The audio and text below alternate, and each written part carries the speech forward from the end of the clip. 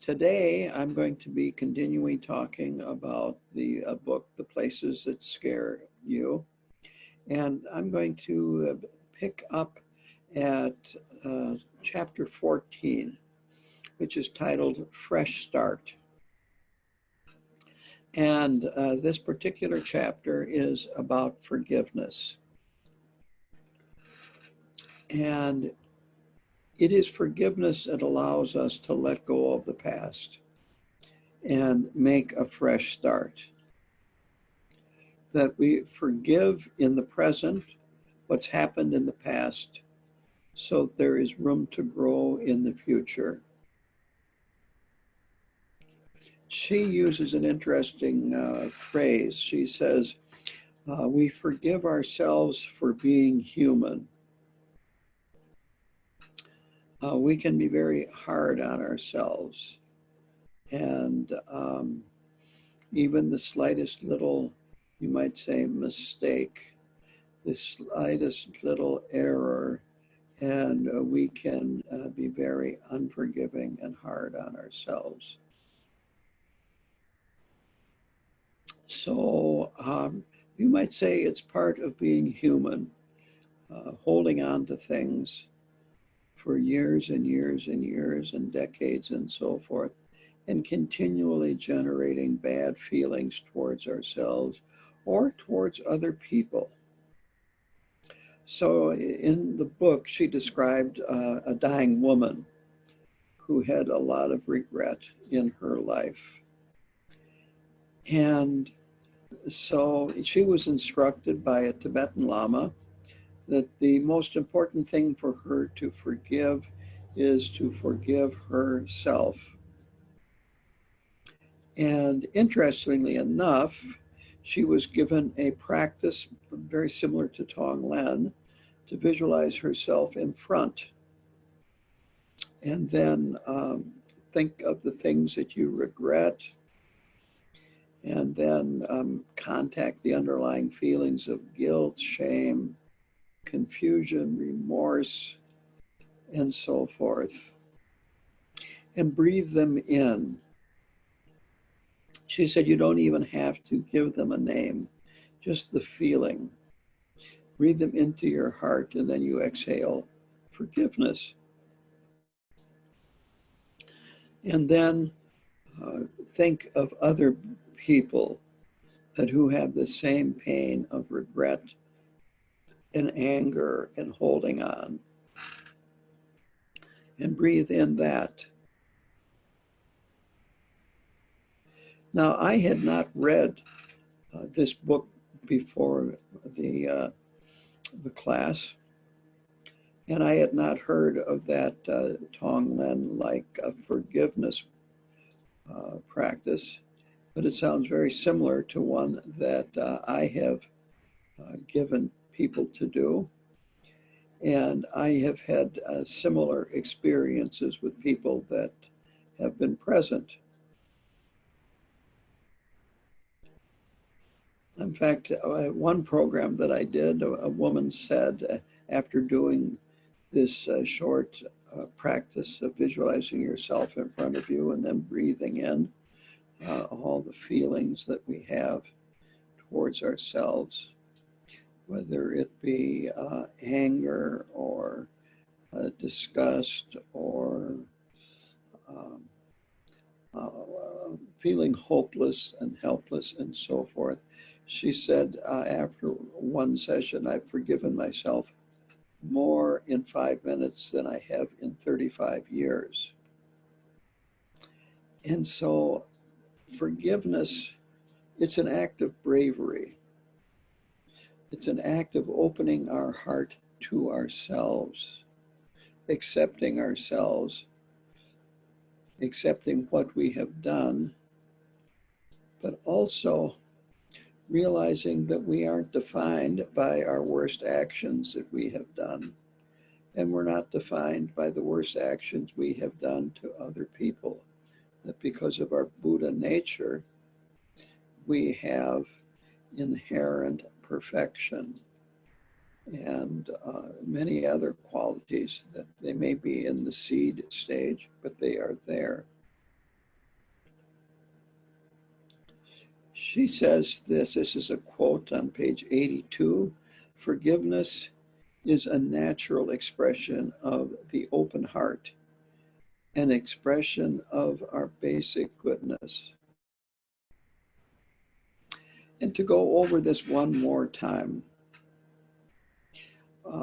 when we hold on to things that we have done or hold on to things that other people have done that have made us angry, that we felt they have hurt us in some way or another, that we're carrying the past into the present. We can hold on to things for decades. And as this dying woman, the instructions that she got was, don't take these things to the grave with you. Is let go of them. It's much better to let go of these things while you're still alive than have to deal with them in the bardo and in your next life.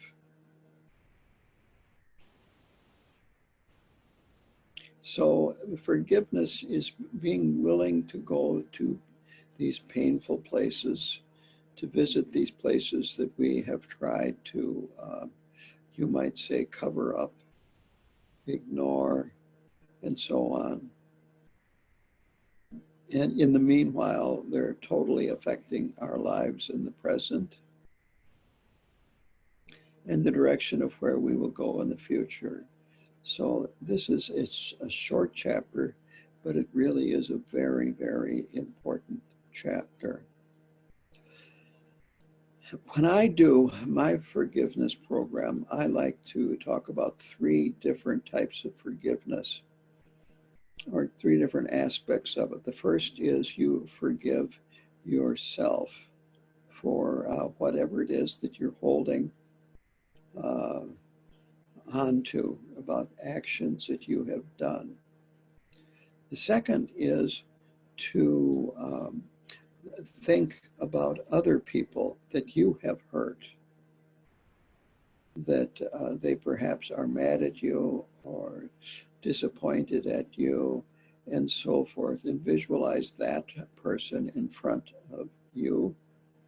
And you would do a Tonglen type of exchange where you are breathing in, removing from the person in front whatever it was that you did that hurt that person. And then when you breathe out, what you are giving them is the antidote. It could be your peace of mind. It could be perhaps some money. It could be respect. Could be anything. Could be a bouquet of flowers. And then the third part of this would be to put an enemy in front of you, a person that you would like to hurt, that they've done something and you cannot forgive them for what they have done. And again, you open your heart and you breathe in whatever pain it is that person is experiencing, and you give them back your peace of mind, your security, whatever it is that you feel would make that person that you are mad at happy. So that's forgiveness in a nutshell. Now the next chapter is titled Strength. And this talks about the 5 strengths that are mentioned in the Lojong teachings, the 7 points of mind training. And these 5 strengths are strong determination, familiarization with the Bodhichitta teachings, the seed of goodness, reproach, and aspiration. And so strong determination. This is an excellent remedy for lots of different things that separate us from other people. Things like indifference, aggression, grasping to objects or grasping to people, holding on to things. And if we can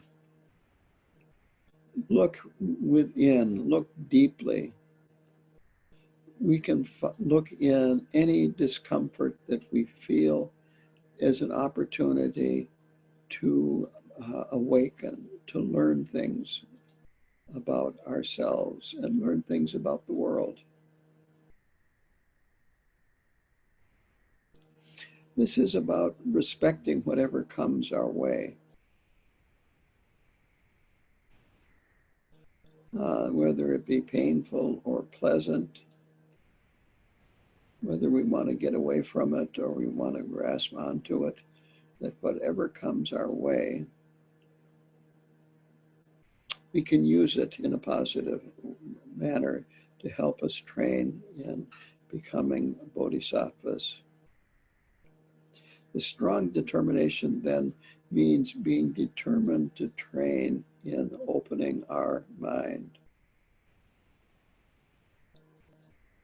as opposed to shutting down, which is the usual approach that we can have when things get difficult. The second strength is that of familiarization. And quote, the strength that comes to us when we take the teachings to heart, become familiar with them by using them over and over. That's on page 84. So the point here is a repetition, that by using these teachings over and over and over again, we become very familiar with them. They become almost part of us. We don't have to use a lot of effort to remember, to use the slogans and use our training.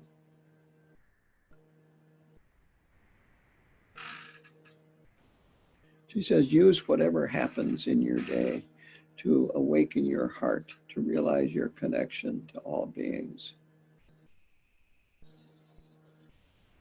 And this is whether it be something pleasant that arrives or something unpleasant. And she tells a story of an unpleasant experience.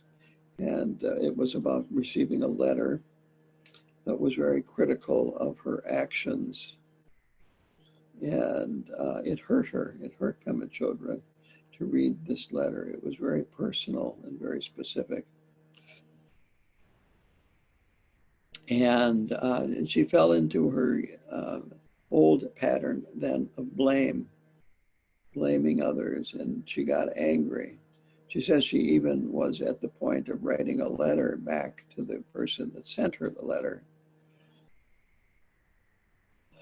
But she said that she then stayed with the feeling, and it took a long time, but eventually she was able to move beyond the anger and the hurt from receiving that letter, and realized that many people have had similar experiences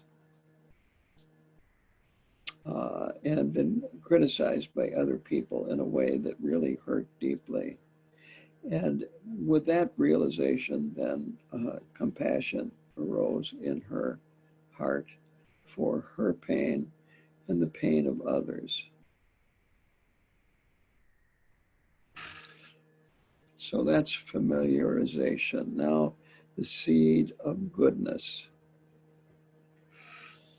And what she is saying for goodness is the seed of Bodhichitta. This soft, open, nurturing heart. We know that we have the possibility for openness, for tenderness, and caring. It may just be a passing experience, a glimpse, and so forth. But we can build on that. It doesn't require faith in our Buddha nature. This is more, you might say, confidence in our own experience, acknowledging our experience.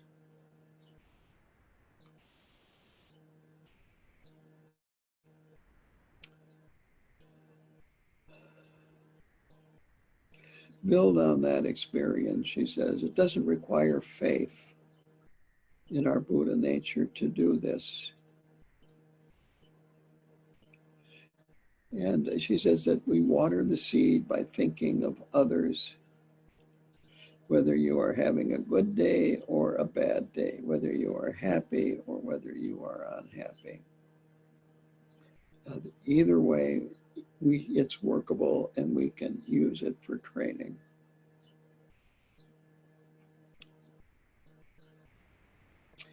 Be kind. By being kind, no matter what is going on inside or outside you, you water it with gentleness and honesty. And that's an important word, is actually both of them are gentleness, being kind, nurturing, caring, as opposed to being harsh and critical and so forth, with this gentleness. And then honesty. If you're not honest with yourself, then you really can't learn from it. So we have to be honest with ourselves.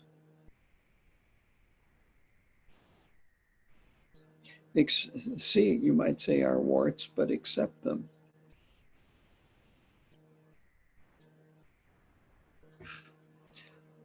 So be mindful throughout the day and night. Keep reminding yourself that I want to transform myself. I don't want to remain where I am. I want to transform myself, and I will work to accomplish that.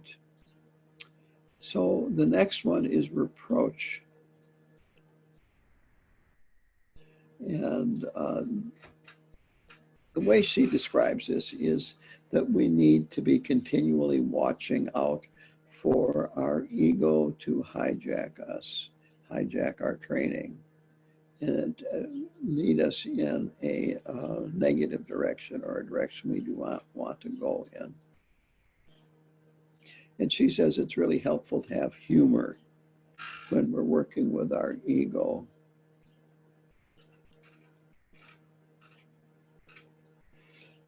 Quote, the point of reproach is to develop enough self-respect that when we catch ourselves getting hooked in familiar ways, we can stop.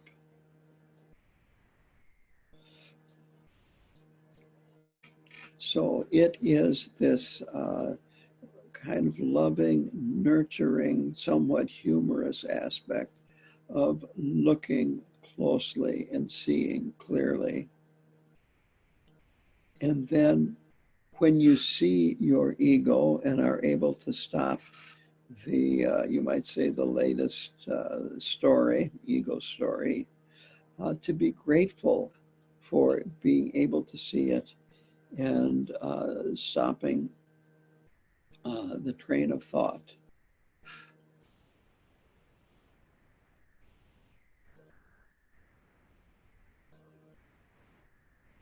The more you do that, the stronger the habit becomes. So it's really important.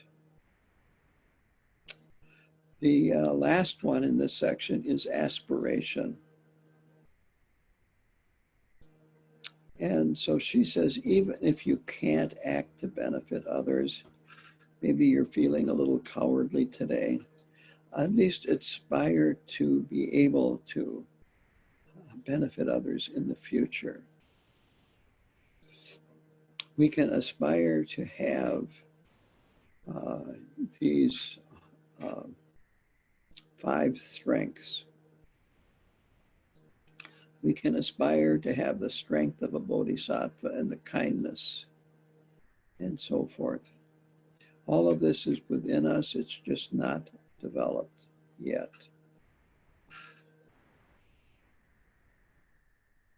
So to summarize this, She says that strong determination and commitment to not shut down no matter what arrives in our life. So that's about strong determination to not shut down no matter what comes and knocking at our doors, so to speak. Familiarization with the 7 points of mind training, all the slogans, and the meaning of the slogans. So it's training with a formal practice and training in an informal practice in your daily life. Watering the seeds of bodhicitta is no matter what happens, be open, caring, nurturing, kind, gentle, and honest. And then reproach, using reproach with kindness and humor to catch ourselves. Then nurturing the habit of aspiration.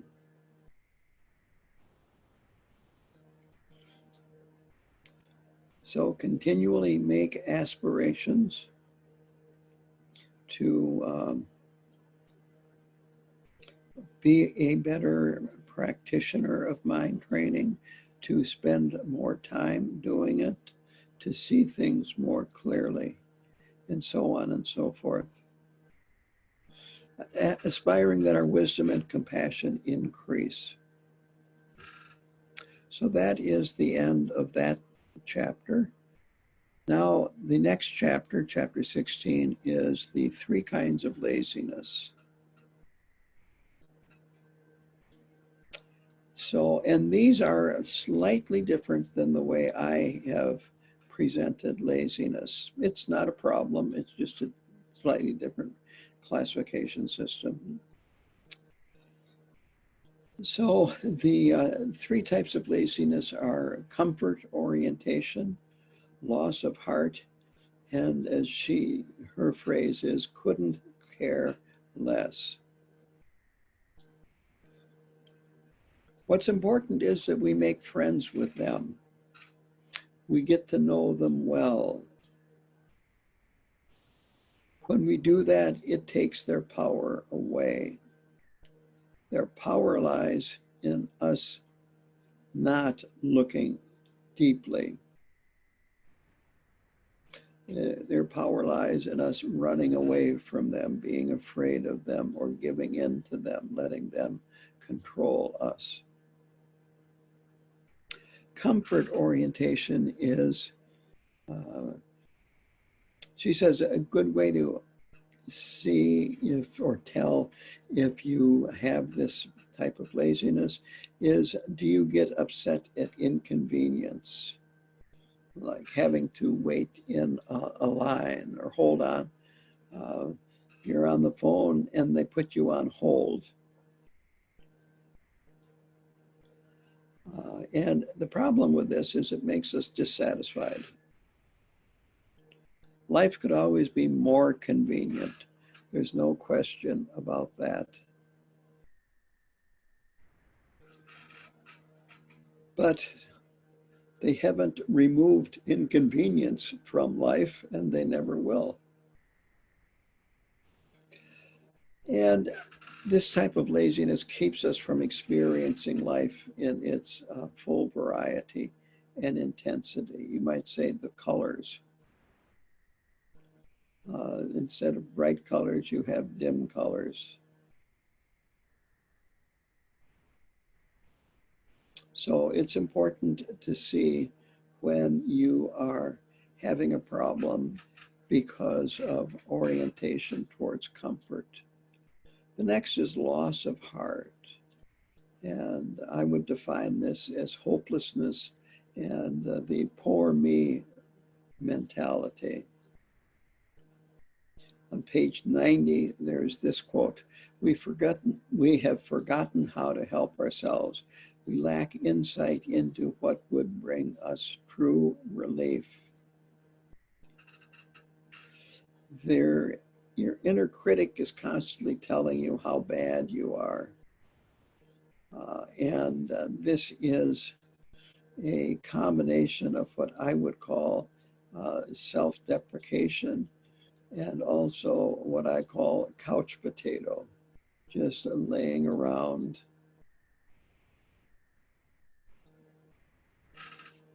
Perhaps getting a lot more sleep than you would normally need.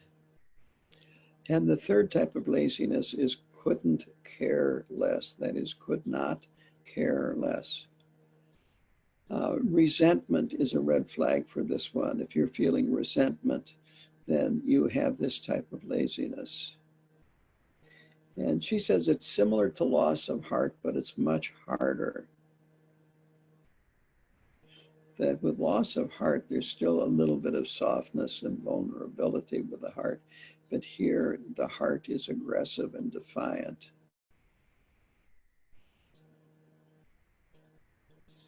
And she says that this seems to lead to depression of these three types of laziness. This one seems to lead to depression. Quote, we just want to sit around feeling weighted down with gloom. And that's on page 90.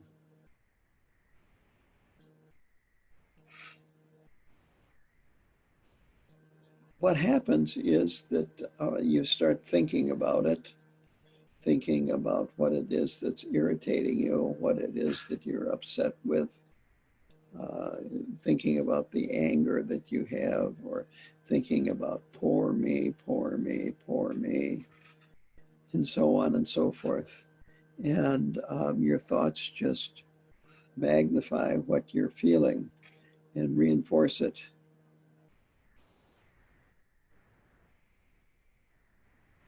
So now next is that how we relate to these different forms of laziness. And she says we could use these with any troubling emotion, not just these lazinesses. And so the strategy is, she has it, three titles: attacking, indulging, ignoring. With attacking, we're condemning ourselves. We're wallowing in guilt, feeling fundamentally bad, beyond hope, and beyond help.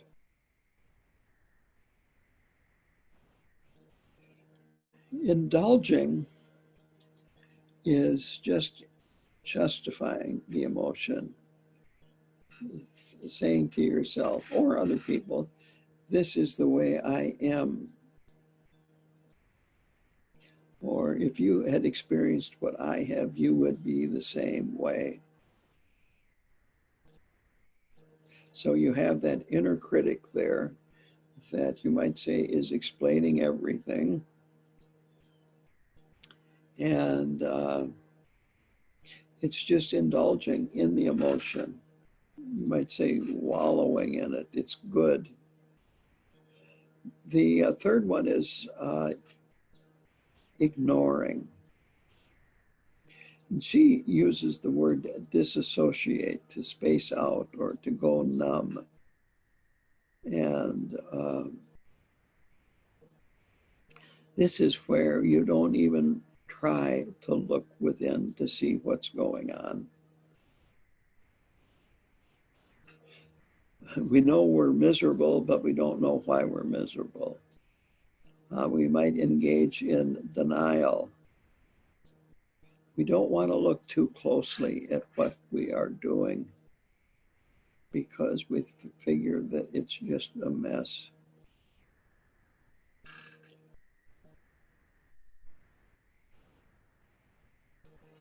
Now, she says there's the warrior strategy. Now that you see what the possibilities of confusion are, this is what a warrior would do.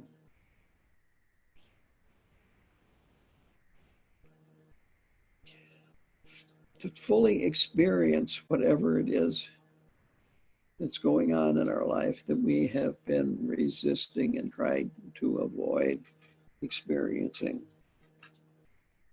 Experience them without going back to habitual defenses. to become inquisitive, to pay attention to what's going on in your mind. I have used this example many times, but I'm going to use it one more time. And it is a scene from The Wizard of Oz where Dorothy and her friends, Toto the dog, the Tin Woodsman, the Cowardly Lion, the Scarecrow, all of them want something, and they come to the wizard's castle to ask him to give them what they need. And so they go in, and there is flames shooting up in one corner of the castle, and there's a sound of thunder, and there's this big booming voice, "I am the wizard." And they are all standing there shaking and afraid. It's very scary. And Toto, while this is going on, runs over to this curtain and pulls it back. And there behind the curtain is revealed this old gray-haired man that's speaking into a microphone circa about 1935. And there are levers there on the wall that he has been pulling and manipulating. And he looks directly at Dorothy. She looks directly at him. And he turns to the microphone and says, "Don't pay attention to the man behind the curtain." And that's what she is saying here, except it's the opposite. That to pay attention to the person inside of you, your inner critic, and what that person is saying. Get to know the person, that critic. Get to know what that critic is saying, and then realize that it is not true. It is just an opinion, and that you don't have to follow the advice that person is giving. So I like to say, the term that I like to use is pay attention to the person behind the curtain.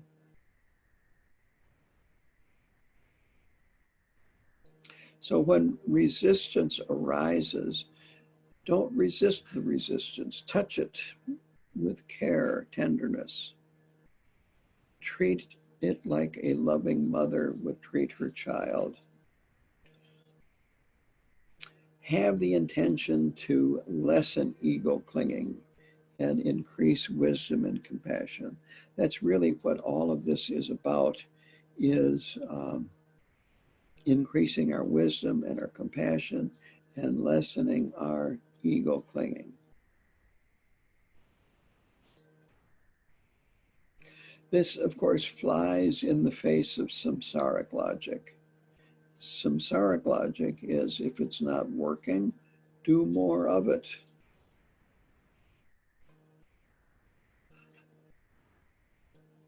But this is, it's not working. Well, look at it and see what's going on.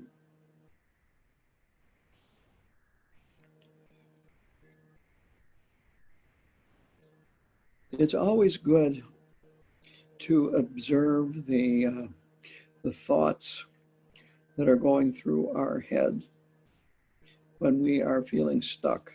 Again, paying attention to the person behind the curtain. The kinds of thoughts that we are having. What are these thoughts about? Are they random thoughts? Do they have anything to do with why we are stuck? Get to know yourself.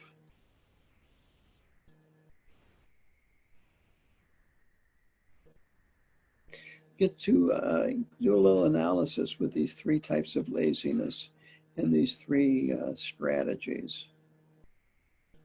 She says, start by asking questions about why it's not working, or why am I so miserable?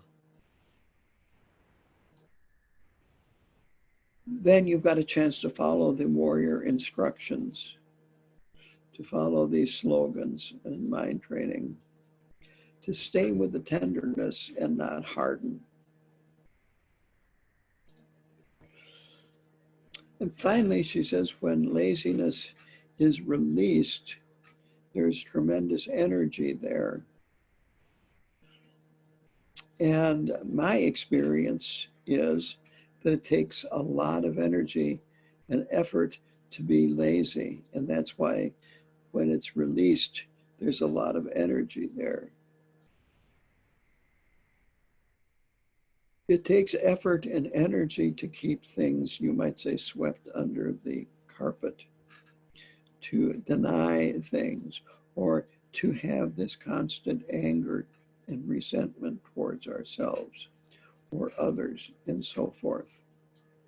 That's why there's tremendous energy there and that it can be released.